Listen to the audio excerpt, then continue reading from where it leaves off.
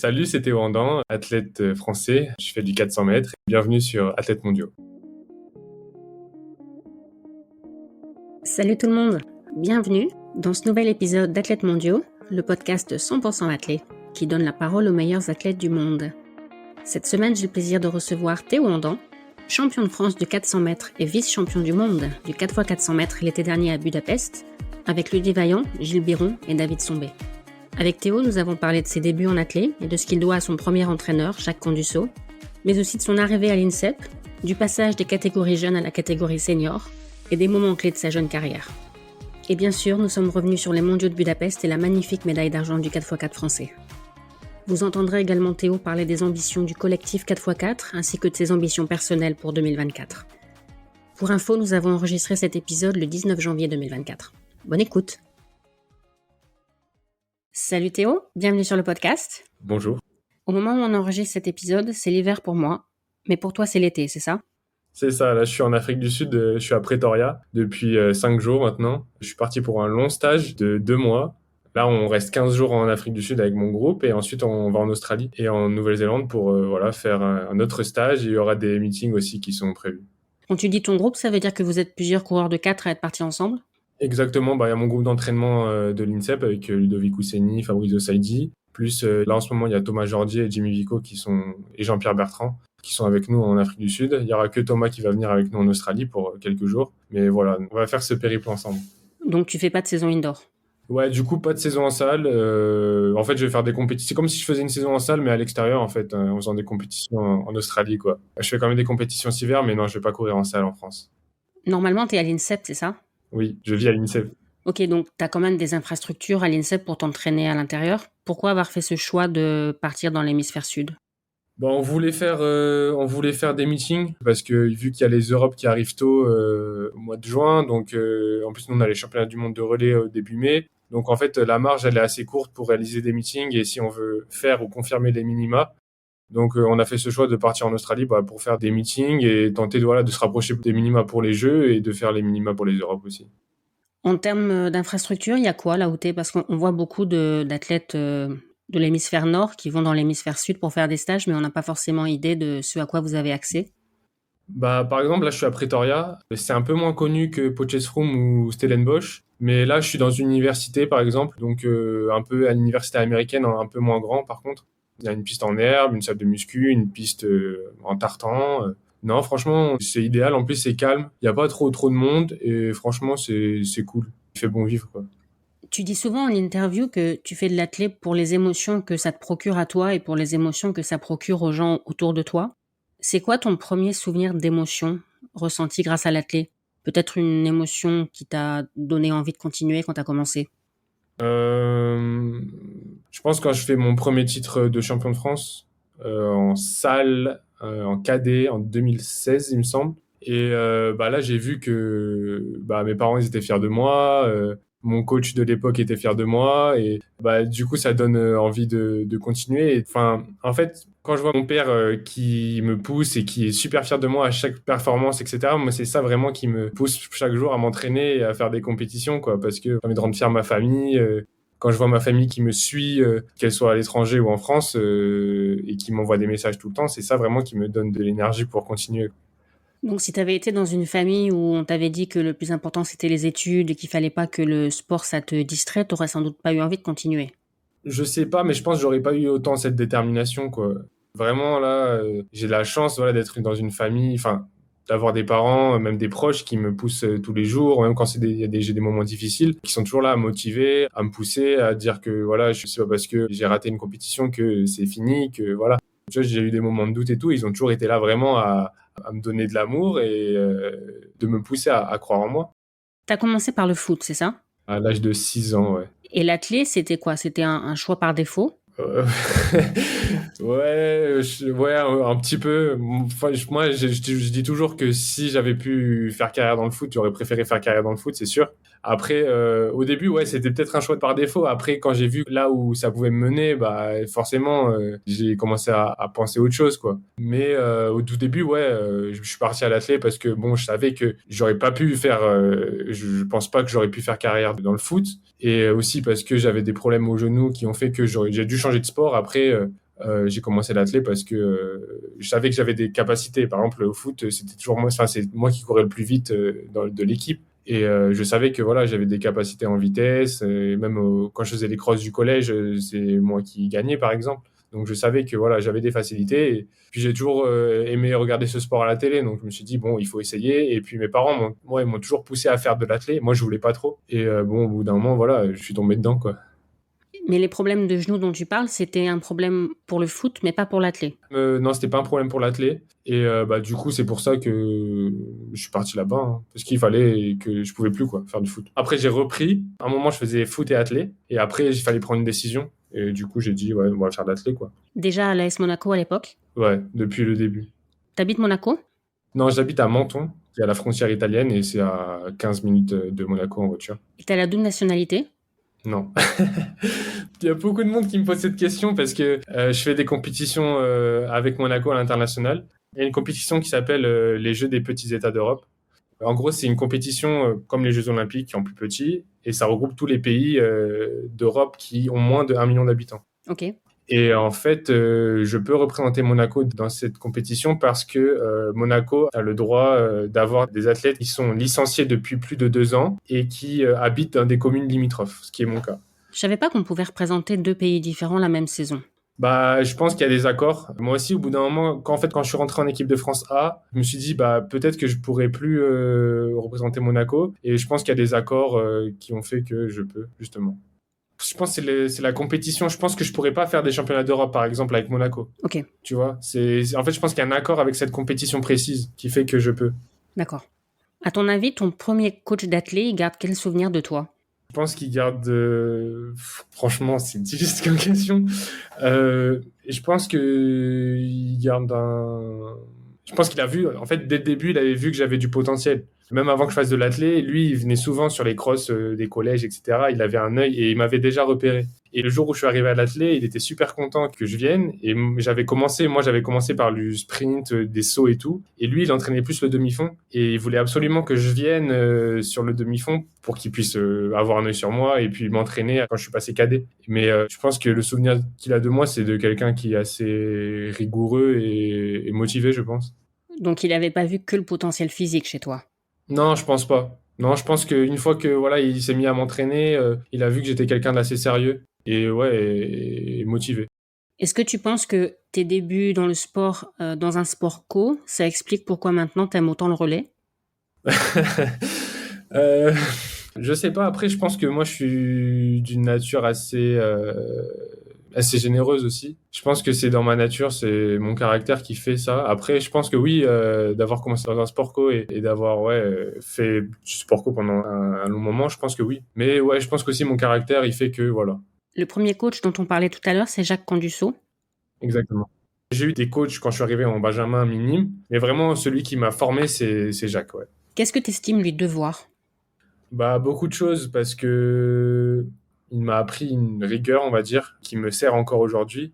Et je pense que si je l'avais pas rencontré, si je l'avais pas eu comme coach, j'en serais pas là aujourd'hui. J'ai encore plein de ses conseils en tête. Après lui, c'était vraiment super strict, quoi. Maintenant, voilà, je prends de ce qu'il m'a dit. Après, j'arrive à faire ce que je veux. Mais oui, c'est sûr que ses conseils, etc., bah, ils m'ont beaucoup servi. Ils me servent encore aujourd'hui. T'as des exemples? Bah, par exemple, sur la nourriture, même quand j'étais KD1, il était déjà là, il surveillait, il me disait oui, il faut pas que tu manges ça, il faut que tu t'hydrates, il faut que tu dormes bien. Les étirements aussi, c'était super important. Lui, par rapport aux soins, au fait d'aller chez l'ostéo, chez le kiné, il était vraiment déjà là, il me disait oui, il faut que tu mettes en place des soins chaque semaine. Et puis voilà, c'est grâce à lui, bah, je suis rentré dans le haut niveau, on va dire entre guillemets, et ses conseils, ils m'ont beaucoup servi, oui. T'avais quel âge quand t'as commencé avec lui? Bah, c'était fin de minime 2, début KD1, bah, j'avais 14-15 ans, ouais.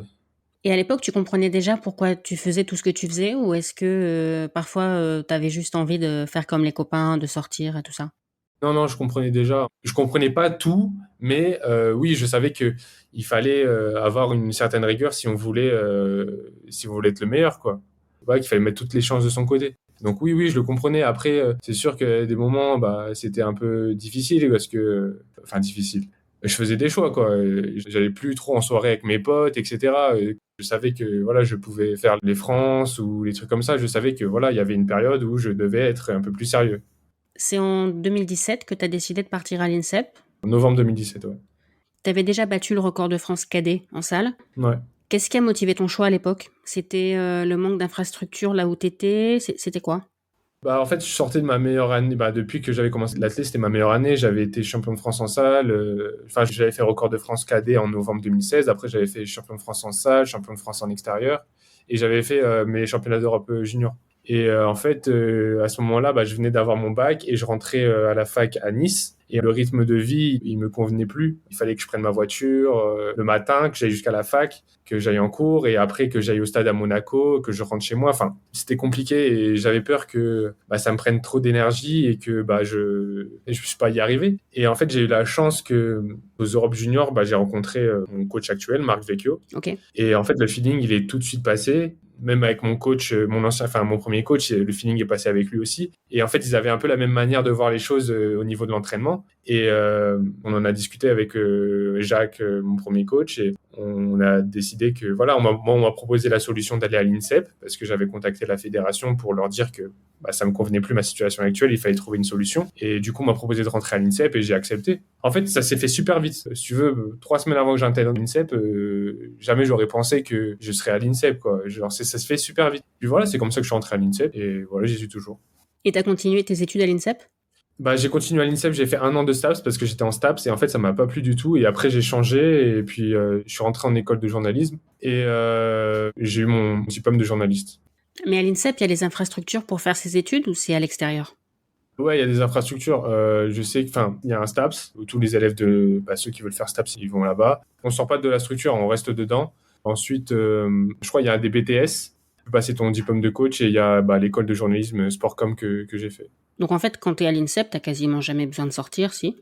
Bah, quasiment pas. Après, il faut sortir de là. Parce que si tu sors pas, bah, tu restes dans un cocon, entre guillemets, mais il faut sortir, il faut s'aérer la tête parce qu'au bout d'un moment, t'en peux plus, quoi. Mais tes débuts à l'INSEP ont été un peu compliqués, non? T'as pas mis du temps à t'adapter? Ouais, on va dire que j'ai mis 2 ans à vraiment trouver ma place, quoi. Première année, ça a été dur, bah, déjà parce que ça s'est fait super vite. Je m'attendais pas forcément à rentrer à l'INSEP tout de suite. Et bah, l'éloignement familial aussi au début, moi, j'étais jamais vraiment parti de chez moi. Du coup, c'était un peu compliqué. Je redescendais quand même assez souvent voir mes parents. Puis aussi, bah, la météo parisienne, c'est pas la même météo que quand tu es sur la Côte d'Azur, hein. Le soleil, l'hiver, tu le vois jamais. Et puis même la neige, etc. Enfin, c'est dur, hein. Mais Tu parles à une Dunkerquoise. ah, bah, ma maman aussi est dunkerquoise.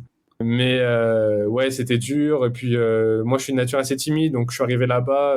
J'avais pas trop d'amis. J'allais difficilement vers les gens. Donc, ouais, j'ai mis du temps à faire ma place et à trouver ma place. Et ensuite, deuxième année, bah, il y a des partenaires d'entraînement qui sont arrivés.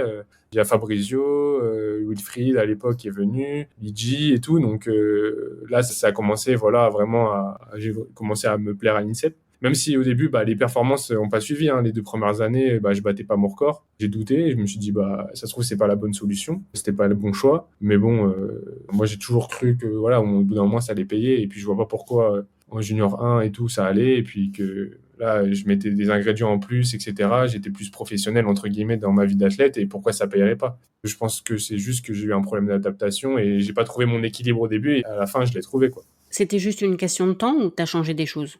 Non, non, je pense que c'était juste une question de temps. Je pense qu'il fallait que je trouve ma place et que aussi il y a une année où, ouais, la deuxième année à l'INSEP où voilà, je me suis blessé, j'ai eu une fracture de fatigo-fémur et à partir de ce moment-là, je pense que j'ai un peu déconnecté de l'athlé, j'étais un peu perdu. Mais après, je me suis remis sur le droit chemin et puis j'ai eu de la chance d'avoir aussi du soutien de mes proches, de mes partenaires d'entraînement, etc. Donc, bah, ça a fait que aussi j'ai pu remonter un peu la pente et puis toujours croire en mon projet, quoi. Et le choix du 400, c'était une évidence ou... Parce que tu disais au début que ton premier coach était plutôt spécialisé dans le demi-fond. Pour moi, c'était évident. Pour lui, moins. Parce que bah, lui, il me voyait plus comme un coureur de 800. Parce que quand je suis arrivé en cadet, je faisais du demi-fond, je faisais du 800. Et après, moi, j'ai toujours eu une attirance pour le 400 mètres. Même quand je regardais à la télé, c'est une épreuve qui me plaisait. Donc non, pour moi, c'était vraiment évident. En fait, ce qui s'est passé, c'est que j'ai fait toute la prépa sur du 800 et je me suis blessé au dos en mois de mai, mois d'avril-mai. J'ai eu 1 mois et demi d'arrêt et après, j'ai repris l'entraînement et 15 jours après, j'avais les régionaux sur 400. Et en fait, je fais les régionaux et je me qualifie directement pour les France, quoi. Je fais une perf, je fais 50,16, je crois. Et ce qui était déjà une bonne perf pour un KD1. Donc, moi, je me suis dit, à partir de ce moment-là, bah voilà, c'est parti, quoi. Je pense que j'ai quelque chose pour cette épreuve. En 2021, tu as gagné les Europes Espoirs avec le 4x4. Ouais. Et à la fin de l'année, dans une interview, tu as dit que tu avais vraiment franchi un cap, que tu avais compris des choses techniquement dans la façon de courir et de t'entraîner. Ouais. Tu peux développer un peu et nous donner peut-être des exemples de choses que tu as apprises cette année-là? Techniquement, je courais plus de la même façon. On va dire, ma foulée n'était plus la même. Et en fait, c'est sur quoi on travaille avec mon coach depuis que je suis arrivé. Et en 2021, c'est vraiment là où j'ai compris comment avoir la foulée que l'on recherchait, c'est-à-dire une foulée plus économique. Et puis voilà, même au niveau de l'entraînement, je comprenais plus de choses. Pourquoi on fait ça, pourquoi on fait ci. Puis en fait, quand tu comprends l'entraînement, bah forcément, tu t'investis plus dans ce que tu fais et ça te donne des clés en plus. Et ouais, bah c'est ça en fait, c'est aussi mentalement. Je pense que j'étais encore un peu plus professionnel dans ce que je faisais. Après, en 2021, mon regret c'est de ne pas avoir été aux Jeux Olympiques parce que je pense que voilà, j'en étais capable. Je pense que c'est juste mentalement, je m'étais blessé au mois d'avril et j'ai pas su aussi rebondir. Et tout ça, c'est des expériences qui ont fait que bah voilà, je pense que cette année-là m'a beaucoup servi. Puis voilà, c'est à partir de ce moment 2021, bah c'est parti quoi. Qu'est-ce que tu veux dire quand tu dis que t'as pas su rebondir après ta blessure? Quand je me suis blessé, j'étais vraiment très en forme. Je venais d'être sélectionné pour les mondiaux de relais avec l'équipe de France, donc c'était ma première sélection senior. Et en fait, bah, ça m'a mis vraiment un coup derrière la tête. Ok. Parce que j'avais fait une bonne saison hivernale. Vraiment, moi, c'était mon objectif d'être dans l'équipe des mondiaux de relais. Et que j'ai été sélectionné, j'étais super content. Et après, je me suis blessé au psoas. Et bah, ça m'a mis vraiment un coup derrière la tête. Et puis, je me suis un peu écroulé, quoi. J'ai l'impression que j'allais, voilà, en 4 semaines, un mois de blessure, enfin, d'arrêt, j'allais tout perdre. Alors que, enfin, tu perds pas tout ce que tu as fait depuis le mois de septembre où tu as repris l'entraînement. C'est juste que voilà, je pense que j'ai pas. Et je me suis dit, bah, c'est mort et tout, la saison, ça va être compliqué. J'étais déçu, quoi. Et en fait, moi, je marche à la confiance et quand j'ai repris l'entraînement et que je vois que c'était pas fameux, je me suis dit, bon, ça va être compliqué, les compétitions, etc. Mais quand j'arrive au championnat de France Elite et à Angers en 2021 et que bon, je me fais éliminer en série directement, mais je fais un chrono en moins de 47. Et pour moi, un chrono en moins de 47, ça disait quelque chose, quoi. Ça, pour moi, c'était un signal. Et bah, à partir de ce moment-là, ça m'a fait un déclic. Et après, il y a eu les championnats de France Espoir derrière. Et après, il y a eu les championnats d'Europe U23. Donc voilà. Et pour revenir à la question de la foulée économique, comment ça se travaille ça? Comment on peut rendre sa foulée plus économique? Bah nous, on essaye vraiment de pas ouvrir notre foulée, quoi. D'avoir un appui assez fuyant. On fait en sorte que notre appui, il arrive directement sous le bassin et que on perde pas de l'énergie à justement à avoir notre foulée où le pied va arriver devant le bassin, ce qui a fait que au niveau des ischios, tu vas tracter et du coup, ça te fait perdre de l'énergie musculaire. Après, justement, notre foulée, enfin la foulée que j'ai maintenant, c'est plus une foulée qui va demander un effort au niveau du cardio. Mais musculairement, je vais avoir moins de dépenses énergétiques. Donc voilà, on fait ça techniquement, on travaille ça tout l'hiver avec des exercices spécifiques. Quand on fait des courses, on essaye de garder cette foulée assez compacte, on va dire. Voilà, c'est une foulée compacte. T'y penses pendant la course? Non, dans la course, j'y pense pas parce que après c'est acquis en fait. Au fur et à mesure, c'est acquis. C'est vraiment à l'entraînement, on essaye de travailler ça. Après, pendant la course, non, on n'a pas vraiment de consignes techniques sur la foulée, quoi. Aussi, plus à la fin, on sait que voilà, l'important c'est qu'on essaye de garder une foulée assez compacte à la fin, sur les derniers 100 mètres, mais pas avant, quoi. Et cette foulée économique, elle t'aide aussi à moins te blesser? T'es moins sujet aux blessures vu que c'est moins exigeant musculairement? Bah, je pense qu'au niveau des ischio-jambiers, ça va me protège un peu plus, on va dire. Ok, Après, je suis sujet aux blessures comme tout le monde, mais on va dire que cette foulée, je pense qu'elle évite certaines blessures, je pense. d'accord. Il y a quelques mois, quand j'ai demandé aux auditeurs s'il y avait certains sujets dont ils voulaient que je parle dans le podcast, certains m'ont dit qu'ils avaient envie que j'aborde la question du passage des années jeunes aux années seniors. Parce qu'on en voit beaucoup des jeunes qui sont très performants jeunes et qui après n'arrivent pas à passer le cap. Est-ce que toi, ça a aussi été une période un peu difficile pour toi? Quels conseils tu pourrais donner aux jeunes qui redoutent un peu ce passage en senior? Bah déjà, il faut se dire que quand on entre en catégorie espoir, on est considéré quasiment comme senior en fait. Et puis, il faut pas se mettre de pression particulière. Il faut prendre le temps. En fait, l'athlète, c'est un sport de patience. C'est pas parce que voilà, tu perfs en junior et que quand tu arrives en espoir 1, espoir 2, puis senior 1, que tu perfs pas que c'est fini en fait. Je pense qu'il faut prendre les choses comme elles viennent. Il faut pas changer quelque chose. Il faut continuer. C'est pas parce que tu passes senior qu'il faut tout changer, quoi. Il faut garder la même recette. Si ça fonctionnait avant, bah, il n'y a pas de raison pour que ça fonctionne plus. En fait, je pense que c'est une fausse pression que les gens se mettent et il faut pas se mettre de pression supplémentaire par rapport à ça. Tes premières sélections en équipe de France senior, comme t'as pas pu les avoir en 2021, c'est en 2022. Ouais. Aux mondiaux d'Eugene, vous terminez 7e et après aux Europes de Munich, vous décrochez la médaille de bronze avec le 4x4. Qu'est-ce que t'as appris de ces premières sélections? Bah, j'ai appris déjà qu'un championnat senior, ça avait rien à voir avec un championnat jeune. Déjà, rien qu'au niveau de la grandeur de l'événement, quoi. C'est ouf. Moi, quand je suis arrivé à Eugene, tu cours dans un stade qui est quasiment plein, et puis tu es sur le stade d'échauffement, tu as des Michael Norman, tu es en chambre d'appel avec des Michael Norman, tout ça, et tu te dis, c'est un truc de fou, quoi. J'ai eu la chance aussi d'être entouré. On a eu un stage à Eugene 10 jours avant l'entrée en compétition où voilà, on partageait des moments ensemble avec des coureurs plus expérimentés, que ce soit du 4x4 ou d'autres épreuves. Au niveau de la Fédé, de ce qui est mis en place, au niveau des soins, tu vois que c'est beaucoup plus professionnel, même au niveau de la médiatisation, les conférences de presse, etc.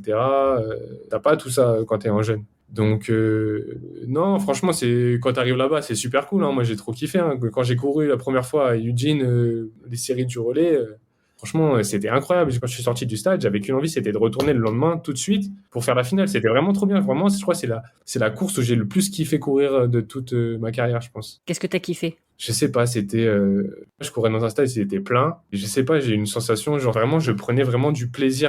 Si je dois dire, est-ce que tu prends du plaisir quand tu cours? Je dis, bah là, j'ai vraiment pris du plaisir à courir à ce moment-là. C'était vraiment, je sais pas, c'était bizarre. Je saurais pas vraiment l'expliquer, mais c'était vraiment bien. Et la médaille de bronze à Munich, c'était un objectif pour vous? C'était ça que vous étiez venu chercher? Oui, c'est un objectif parce que déjà, je crois qu'à Eugene, on fait deuxième nation européenne parce qu'il y avait les Belges qui ont fini troisième. Donc oui, on savait qu'on allait viser la médaille. Puis on était là, on se disait à Munich, médaille, c'est obligatoire, quoi. En plus, au championnat, on voit Thomas, il est en forme, il bat son record à tous les tours, il va en finale, etc. Donc on savait qu'on avait les armes pour faire une médaille, c'était vraiment l'objectif. Et en plus, toi, cette année-là, en 2022, t'avais fait ton premier chrono sous les 46. Ouais. Ça donne aussi des ambitions supplémentaires, un chrono comme ça? Ouais, bah moi c'est vraiment l'objectif de l'année. Pour moi, c'était vraiment, je voulais rentrer en équipe de France senior et je voulais faire moins de 46. Bah je le fais en finale des championnats de France à Caen. À l'époque, c'était vraiment un truc de fou, enfin un truc de fou. Je trouvais que c'était compliqué de faire moins de 46. Et je me disais, quand je regardais les autres qui faisaient des 45-10, des 45-20, je dis comment ils font pour faire ça? Ouais, c'est vrai, moi ça me paraissait ouf. En fait, tu passes des caps après. Après, quand tu fais moins de 46, après c'est plus facile pour toi de faire des 46-50. En fait, ton niveau d'avant, il devient plus facile après, quoi, à atteindre. Et ensuite, non, oui, ça donne des ambitions parce que tu sais que tu veux pas t'arrêter là et que grâce à ça, je suis rentré en équipe de France senior et tu veux garder ta place. Et tu sais que pour garder ta place, il faut que tu réalises des performances comme celle-ci. Tu parlais de Michael Norman tout à l'heure ou de l'équipe de Belgique. Il y a des grands noms comme ça du 400, du 4x4, comme Michael Norman ou en Belgique par exemple les frères Borlée. C'est à Munich que tu prends le témoin derrière Kevin Borlée? Ouais. T'y penses à ça? Quand tu prends le témoin, que tu vois qu'il y a Kevin devant, connaissant son expérience en relais, c'est une chose à laquelle tu penses? Ouais, je me souviens que je me suis dit, quand je prends le témoin et que je vois que c'est Kevin Borlée et que je sais que c'est un client, je me dis, bon, le mec, il est expérimenté. Si tu prends une décision, il faut vraiment que tu l'assumes parce que le mec, il est capable de te balader toute la course au couloir 2 s'il veut, quoi. Donc ouais, forcément, j'y pense. Bon, après, quand tu prends une décision, bah, tu l'assumes et que ce soit Michael Norman ou n'importe qui d'autre, voilà, tu fais ce que tu sens sur l'instant. Et c'est Dylan Borlée qui t'avait fait une réflexion après ton record perso, le 45-18 à Ouais. Madrid en 2023? Ouais, bah, quand on finit la course et qu'il voit mon chrono, il vient me voir direct, il me dit ah vous avez une équipe de bâtards pour le relais et bah déjà ça fait plaisir tu vois qu'ils disent des trucs comme ça parce que ça montre que voilà ils pensent que voilà on peut être des potentiels médaillés quoi. Donc non ouais c'était assez drôle comme anecdote. Ce record, c'était avant les France, c'est ça? Ouais c'était une semaine avant Albi. Donc aux France, l'objectif, c'était clairement le titre. Oui, là, quand je fais 45-18, je me dis, bah, il faut que. De toute façon, moi, je vais jamais dans une compétition pour faire deuxième. Je vais toujours être gagné. Mais là, c'était vraiment. Si j'avais été deuxième à Albi, j'aurais été très déçu. Et à ce moment-là, tu visais encore la qualification en individuel pour Budapest? Oui, je me disais ouais, c'était possible parce que j'étais pas très loin. Après, on sait qu'à Madrid, bon voilà, c'est un stade où il y a souvent des chronos et qu'à Albi, avec le vent et tout, ça allait être difficile. Mais on sait jamais, hein, on sait jamais. Tu sais pas quoi t'attendre le jour J. Ça se trouve, t'as des jambes de fou ou alors les conditions elles sont incroyables comme par hasard. Tu sais pas. Donc oui, moi j'avais toujours le chrono dans ma tête. En plus, je me disais peut-être aussi si je suis champion de France avec un bon chrono au ranking, ça peut peut-être passer et tout. Donc je me disais ouais, non, pour moi c'était toujours possible. Bon après ça l'a pas fait, mais c'est dommage. Ça sera pour une prochaine fois, mais non, je l'avais toujours dans ma tête. Et est-ce que le fait de courir en finale face à des mecs avec qui tu cours le relais, ça aide aussi parce que vous vous connaissez bien les uns les autres, que tu connais le schéma de course de chacun? Ça aide ça pour gérer sa course? Ouais. Par exemple, je sais par exemple qu'un mec comme David, je vais pas Sombé? ouais, David Sombé, je vais pas le voir, normalement, s'il est derrière moi, je vais pas le voir avant, normalement, quand il reste 100 mètres, quoi, parce que c'est un mec qui part pas forcément très vite, mais il finit très fort. Au contraire, un mec comme Thomas ou Gilles, je sais que c'est des mecs qui vont peut-être partir plus vite que d'autres coureurs. Donc, en fait, ouais, on connaît leur schéma de course, c'est assez drôle. Mais ça rajoute un petit truc aussi tu vois, de courir contre des mecs qu'on connaît bien, quoi. Vous étiez 4 à avoir couru en 45-50 ou moins avant Budapest, c'est ça? Ouais. Mais vous étiez 8 dans le collectif 4x4 hommes. C'est pas beaucoup, 8? Non, moi je trouve que c'est pas beaucoup, c'est bien. C'est bien parce que en fait il y avait les 6 de base qui étaient partis à Budapest pour le 4x4. Après il y a eu Ludwig et Wilfried qui se sont rajoutés à la fin de leur épreuve indiv. Mais non, en fait comme il y a une bonne entente et tout, ça fait pas beaucoup. Et puis en plus ça rajoute quelque chose quand tu t'échauffes, que voilà, on est ensemble, etc. Ça rajoute un truc, ça rajoute de la motivation, une émulation supplémentaire, même quand tu vas t'entraîner la veille de la compète, que tout le monde est là, qu'on fait des passages et tout. Ça rajoute quelque chose, ça rajoute un petit truc en plus. Vous vous échauffez tous ensemble, les 8? On fait un ou deux tours de stade ensemble. Ok. Après, voilà, chacun après sa routine habituelle. Mais après, on se retrouve à la fin pour faire des passages, 15-20 minutes avant la chambre d'appel. Mais au tout début, ouais, on fait un tour ensemble pour montrer qu'on est là, qu'on est en groupe, qu'on est soudés. Et puis, à ce moment-là, on se parle. C'est Thomas Jordier, plus parce que c'est le capitaine de l'équipe, qui va nous parler, nous dire ouais, quoi faire, des conseils, des consignes, des paroles de motivation. Donc, non, c'est un moment, c'est cool. C'est cool. Mais c'est pas aussi en cas de blessure au dernier moment de l'un ou de l'autre pour que quelqu'un puisse remplacer? Si, exactement. Si, aussi, voilà, tout le monde s'échauffe. Parce qu'on ne sait jamais s'il y en a un qui se fait mal, par exemple, à la jambe. Voilà, il le remplace. Moi, je sais que avant la finale de Budapest, j'ai eu un petit alerte à l'ischio. Je savais pas trop, quoi. Je me disais, il y avait Loïc, je pense que c'était lui qui devait me remplacer, à mon avis. Parce que comme il avait couru la série, je pense que voilà, il se tenait prêt. Voilà, les remplaçants, ils se tiennent prêts au cas où, voilà, il y a un problème. J'ai vu aussi que vous aviez travaillé avec une préparatrice mentale avant Budapest. Est-ce que tu peux nous expliquer un peu en quoi le travail consistait? En fait, c'était à Budapest, c'était voilà, dans la semaine. On faisait un jeu, on se passait une balle par exemple, et tous ceux qui avaient la balle, ils devaient dire un mot par exemple par rapport au collectif ou qu'est-ce qui renforce le collectif. Par exemple, là, à Potchefstroom, on a fait un travail avec les filles et les garçons du 4x4. On a fait un travail, on avait une grande feuille blanche où on marquait ouais, qu'est-ce qui peut pénaliser le collectif et qu'est-ce qui peut donner justement un bonus au collectif. Et en gros, on marquait, voilà, nous, ce qu'on pensait, et après, on a fait un débat sur ça. Donc, c'est assez cool parce que déjà, on apprend à se connaître les uns les autres, et puis on voit ce que les autres pensent, etc. Donc, non, c'est un bon exercice. Thomas Jordi, le capitaine, il savait qu'a priori, il allait pas courir à Budapest. Ça a été quoi son rôle à ce moment-là? C'était d'aider à la cohésion de l'équipe? C'était de vous donner des conseils individuellement? C'était quoi son rôle? C'est ça, il nous parlait individuellement, il nous motivait. Avant la course, à chaque fois, il nous prenait, il nous disait, voilà, tu dois faire ça, et si, t'inquiète pas, si tout ça se passe pas bien, ou des trucs comme ça, des trucs vraiment, c'était super. Franchement, moi, il m'a impressionné parce que je pense que ça devait pas être facile pour lui de gérer ça parce que c'est quelqu'un qui est dans le collectif depuis 10 ans, je pense. Et peut-être l'année où on est plus susceptible de faire une médaille au championnat du monde, il va pas courir. Donc ça devait être un peu dur pour lui de gérer ça, mais j'avais pas l'impression que, tu vois, il était triste ou quoi. Il a mis son ego de côté, il était vraiment là pour nous. Et c'était super. Franchement, il a joué un rôle majeur. On l'a vu dans la vidéo qu'a fait la Fédé après les championnats du monde, qu'il était, voilà, il avait un vrai rôle de capitaine pour nous motiver et nous pousser, quoi. À Budapest, tu étais aussi dans le relais mixte en début de championnat. Vous avez fini 4e. Comment t'as occupé ton temps entre les deux épreuves? Entraînement, quasiment tous les jours, parce qu'il faut rester actif, faut pas s'endormir ou rester à l'hôtel à rien faire. Donc j'allais à l'entraînement, de temps en temps j'allais au stade, pas beaucoup parce qu'il faisait très chaud quand même et je voulais pas perdre de l'énergie bêtement. Donc je pense que je suis allé 2, 3 fois au stade, mais voilà, après entraînement l'après-midi, des soins. Après le temps il passe super vite en championnat, c'est pas trop ennuyant. En fait, la journée, elle est rythmée entre les entraînements, les soins, etc. Donc, et puis le soir, tu regardes la télé et tu regardes les championnats. Donc, non, ça va, ça passe assez vite quand même. Et comment le collectif 4x4 vivait le fait de voir que les jours se succédaient et qu'il n'y avait toujours pas de médaille française? Est-ce que c'était une pression supplémentaire? Non, nous, à l'intérieur du collectif, on n'avait pas forcément de pression. Nous, on avait vraiment notre objectif à nous. Mais après, c'est sûr, voilà, on était un peu triste que voilà, qu'il n'y ait pas de médaille. Parce que forcément, quand il y a une médaille, ça lance une dynamique et puis les autres, ils sont meilleurs après, quoi. Mais non, nous, ça nous a pas touché en fait. Parce que je pense que c'est David Sombé qui a dit en interview après votre médaille que, je me souviens plus des mots exacts, mais il s'énervait contre les gens qui commentent et qui critiquent depuis leur canapé. Oui, bah en fait, les gens ils se rendent pas compte que l'athlète c'est un sport, c'est le sport le plus universel au monde et que forcément c'est beaucoup plus dur d'avoir des résultats à l'échelle mondiale. Et puis les gens ils disent ouais, vous avez pas de médaille à Budapest, à Paris, ça va être quoi? Et on sait pas ce qui va se passer cet été quoi. Puis en plus à Paris, je suis quasiment sûr qu'il y aura beaucoup de médailles.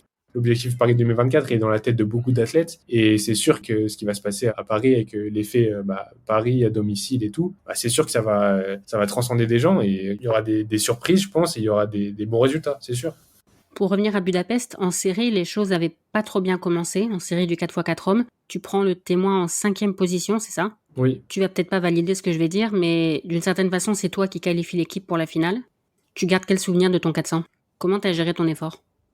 Quand je prends le témoin que je me rabats, je vois qu'il y a l'Italien qui me gêne pour me rabattre. Du coup, je fais le choix de me rabattre derrière lui, même si c'était pas ce que je voulais au début. Et ensuite, je reste dans sa foulée. Je panique pas parce que je vois que les autres, ils sont pas très très loin. Les mecs devant, que voilà, le Kenyan qui est deuxième, il est pas très très loin et que c'est pas mort. Donc moi j'essaye de rester relâché. Après je sais que justement le finish c'est mon point fort et que sur certaines courses j'arrive à finir très fort. Donc je savais que j'avais les jambes pour faire ça. Et puis non voilà, quand on rentre dans les dernières lignes droites, je sens que j'ai le jus nécessaire pour aller grappiller les places qui nous manquaient. Mais ouais, après je valide pas trop, je valide pas ce que tu dis parce que voilà, c'est une performance collective. Et puis il y a David aussi qui a fait un vrai boulot avant de me donner le témoin. Donc non non non, c'est moi qui conclus, mais après les autres aussi ont fait le taf, quoi. C'est pas, on a fait quand même 3 minutes 0,05. C'est que c'était quand même une belle performance, tu vois. T'as pas fait ça tout seul. Voilà, c'est ça, exactement. Mais ce que tu dis, ça me fait penser à ce que m'a dit Louise Maraval quand elle est passée dans le podcast et qu'on a parlé de sa fameuse ligne droite du 4x4 aux Europes Espoirs. Je lui ai aussi demandé si elle considérait que l'équipe lui devait la médaille d'or et elle m'a dit ah non, non, pas du tout, on a couru ensemble, on est une équipe. En fait, c'est comme si, par exemple, au foot, on retient toujours le buteur. Mais en fait, avant, il y a des mecs qui font la passe, il y a des différences et tout. En fait, dans un rôle, on retient celui qui finit, mais avant, il y a tout le monde qui fait le travail, quoi. Ce que je t'avais dit, c'était un peu de la provocation. Ouais, ouais, je vois très bien, je vois très bien. T'as dit en interview que le matin de la finale à Budapest, tu sentais que ça serait pas un jour comme les autres. Non, mais ça, c'est vraiment vrai. Quand je prenais ma douche et tout, commence à me changer. Je sens que c'est pas un jour comme les autres, qu'il y a un truc spécial, qu'il y a une énergie spéciale et tout, et que vraiment, qu'il va se passer quelque chose. Je sais pas pourquoi. Et ça t'était déjà arrivé, ça? Non, et je me suis vraiment dit ça. Je me dis, aujourd'hui, c'est bizarre, c'est spécial, il va se passer quelque chose. Je sais pas. Et la conclusion de ta journée t'a satisfait ou vous visiez encore mieux? Vous visiez l'or? Nous, entre nous, on visait l'or. On s'était dit, on avait une réunion et tout, et on visait l'or. Parce que voilà, on veut viser toujours le mieux. Mais après, bah, forcément, on était super contents, quoi. Médaille d'argent, record de France, c'était vraiment le top, quoi. Et puis c'est quand même pas n'importe quel record de France que vous avez battu, c'est le fameux record du 4x4 de Paris 2003. Ouais, c'est clair, ça nous fait d'autant plus plaisir, quoi, de battre ce record. On savait qu'il était assez mythique, entre guillemets. Mais ouais, non, non, on était super fiers. De toute façon, on savait qu'il fallait, pour faire médaille, il fallait faire record de France. C'était automatique. T'étais le dernier relayeur encore une fois. Là, cette fois-ci, David Sombé t'a donné le témoin en 2e position, ce qui t'a mis dans la position du chassé plutôt que du chasseur. Est-ce que c'est quelque chose que t'aimes? Bah non, en fait, j'aurais préféré qu'il me donne le témoin en 3e, par exemple, ou en 4e. En plus, surtout que là, c'était une position assez difficile parce que j'étais trop loin de l'américain, mais il y avait un petit écart avec l'anglais. J'étais un peu isolé, on va dire. Et moi, comment je cours, je préfère avoir les gens devant moi plutôt que de me sentir chassé. Et puis en plus, enfin, moi je me souviens quand je le vois qu'il va faire un deuxième, enfin qu'il va passer le témoin en deuxième, je dis ah là là, ça va être chaud quoi. Mais bon, voilà, franchement, c'était cool. Mon tour de piste, il était bien. Enfin, les sensations que j'ai eues, c'était ouf. Et dans ces moments-là, tu fais beaucoup attention, tu regardes beaucoup où sont les concurrents autour de toi. Ouais, bah quand je prends le témoin, je me dis, je sais que c'est pas la chose à faire, mais je me dis putain ils sont derrière. Je me dis pense pas à eux, mais toute la course je pense à eux en fait. Et tu vois par exemple dans la dernière ligne droite, je me dis vas-y je vais regarder l'écran géant pour voir où ils sont, mais au dernier moment je me dis bah non je vais pas regarder parce que sinon je vais me crisper et si je les vois juste derrière bah c'est mort. Donc non après tu vois je suis resté assez concentré bah sur ce que j'avais à faire, puis voilà. Tu as fait 44,07 lancés. Est-ce que c'est une info qui t'intéresse ça ou est-ce que c'est secondaire par rapport à la médaille et au record de France? Bah, il vient après. D'abord, c'était le résultat collectif, médaille, record de France et tout. Mais après, bah, forcément, je suis assez satisfait de mon chrono lancé. Surtout vraiment que sur cette course, bah, j'ai pas l'impression d'avoir couru vraiment très vite, tu vois. Genre vraiment, dans ma tête, c'était de rester relâché. Et carrément, je voulais que les autres, ils viennent derrière moi ou carrément qu'ils me dépassent pour que je puisse les redépasser dans la dernière ligne droite. Donc vraiment, c'était quand j'ai su mon chrono lancé, j'étais un peu surpris. Mais bon, voilà, c'est des infos qui m'intéressent parce que je me dis, bah, peut-être qu'à cette époque-là, je vais aller moins de 45, tu vois. Parce qu'on dit que c'est, en gros, il faut rajouter 8 dixièmes à peu près. Mais voilà. Tu as dit en interview que cette course, elle allait te servir toute ta vie. Ouais. Qu'est-ce que tu voulais dire par là? Je pense que bah déjà j'ai couru à une intensité que mon corps ne connaissait pas, donc ça m'a permis de franchir un cap physique. Mhm. Ensuite mentalement, bah c'était pas une course facile quoi. Au niveau de la pression et tout, c'était difficile quand même. Donc c'est plein d'infos comme ça qui, je pense, qui vont me servir pour la suite. C'est des souvenirs et des sensations que je vais garder pendant longtemps. Emmanuel Ruguin, le coach du relais, il dit que tu es un véritable couteau suisse du relais, qu'on pourrait te faire courir à n'importe quelle position. T'es d'accord avec lui? Ouais, je pense que je suis plutôt d'accord parce que j'ai jamais fait par contre, j'ai jamais fait la position 1, mais en catégorie jeune, j'étais tout le temps en 2. Là, à Munich, en finale, j'étais en 3. En équipe de France senior, j'ai été quasiment tout le temps en 4. Donc, je pense que ouais, je pense que je peux m'adapter à toutes les situations. Après, on m'a jamais vu en 1 encore, donc je suis globalement d'accord. Mais après, voilà, il faut que je vois ce que ça donne en position de lanceur. Je pense que position de lanceur, c'est pas facile. C'est l'une des plus difficiles, je pense, dans le relais. Pourquoi? Bah, t'as la pression de lancer l'équipe. En fait, je pense que, en fait, pour moi, la position de finisseur, c'est la plus difficile. Enfin, c'est la position de finisseur, pardon, c'est la plus facile. Parce qu'en gros, tu finis le travail, c'est vraiment les autres qui déterminent ce qui va se passer avant. Là, à Budapest, si Ludwig il passe pas le témoin Gilles en troisième position et que Gilles il se rabat pas en deuxième aux 600 mètres, la médaille, on peut lui dire au revoir, quoi. Et puis même David, quand il dépasse l'anglais et qu'il me passe en deuxième, bah, c'est vraiment eux qui lui ont fait tout le travail. Donc je pense que quand tu lances un relais, tu as quand même une pression voilà, de donner une info aux autres pour dire voilà les gars, on est dans la course, on est dans le game quoi. Donc pour moi c'est elle la plus difficile parce que même courir arrêté, c'est plus difficile que de courir lancé, je trouve. Et la capacité que tu as aussi à te faufiler, à savoir quand faire ton effort, etc., c'est quelque chose que tu as toujours eu? Ouais, je pense que c'est de l'instinct. Moi, je fais confiance à mes sensations et à ce que je sens, même dans la vie de tous les jours. Je fais beaucoup à ce que je ressens. Donc, ouais, je pense que c'est quelque chose qui est dans ma nature. On parlait tout à l'heure de ton premier chrono sous les 46 en 2022. En 2023, tu l'as fait 5 fois de descendre sous les 46. Comment t'expliques cette progression? Tu sens que tu as progressé dans certains domaines en particulier? Bah là, vraiment, je maîtrisais mes courses, en fait. En fait, je savais comment répartir mon effort, etc. En fait, c'est comme si je répétais quasiment à chaque fois les mêmes schémas de course et bah, j'étais quasiment sûr du résultat, quoi. J'étais super confiant en mon schéma de course et en ce que je produisais à l'entraînement. Donc, je pense que c'est ça qui a fait que cette année, bah, c'était beaucoup plus facile. Enfin, beaucoup plus facile pour faire moins de 46. Après, à l'entraînement, oui, j'ai progressé en vitesse, en musculation, en lactique. J'ai progressé sur tous les domaines quasiment. Donc, aussi, bah, c'est normal que ça porte ses fruits en compète. Pour le moment, il n'y a que 2 Français qui sont descendus sous les 45, Marc Raquil et Leslie John. Qu'est-ce qui te manque pour devenir le troisième? Bah, moi, j'ai envie de dire qu'il me manque une course en grand championnat. J'ai pas envie de dire que si j'avais fait les championnats du monde, enfin, si j'avais fait les séries du 400 à Budapest, j'aurais fait moins de 45. Ça, je sais pas. Mais quand tu es en grand championnat, l'événement, il va faire la perf, en fait. Donc, ça va forcément t'aider à aller plus vite. En plus, quand tu cours avec le maillot de la France, bah, ça te donne de l'énergie supplémentaire. Donc, je pense que moi, il me manque une course où il y a pas de l'enjeu, mais où voilà, tu es en grand championnat, il y a quelque chose de différent. Et c'est ça qui donne ce petit truc en plus qui fait que tu descends sous une barrière. Donc pour 2024, l'objectif c'est ça? C'est aussi la qualif individuelle à Paris? Il y a aussi les mondiaux de relais avant, non? En premier lieu, ouais, il y a les mondiaux de relais où on doit qualifier le relais parce qu'on est vice-champion du monde, mais on n'est pas qualifié. Qu'est-ce qu'il faut pour se qualifier? Tout est remis à zéro. Là, on est vice-champion du monde, mais ça ne nous qualifie pas pour les Jeux. Le collectif, il n'est pas qualifié. Il faut aller aux Bahamas pour être dans les 14 premiers. Donc, soit on va en finale, on est directement qualifié, soit voilà, on fait la finale B et on est dans les 6 premières équipes, je crois, un truc comme ça. Je crois que c'est ça qu'il faut qu'on fasse, ouais. Et tu vises à la fois le 4x4 homme et le 4x4 mixte? Là-bas, ouais, pour moi, ouais.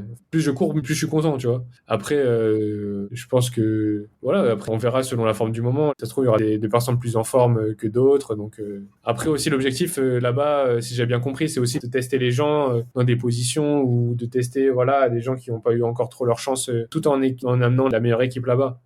Donc les mondiaux de relais, les Europes de Rome, Ouais. les Jeux, moins de 45. Ça en fait des objectifs. Ça en fait. À Rome, bah, j'aimerais bien.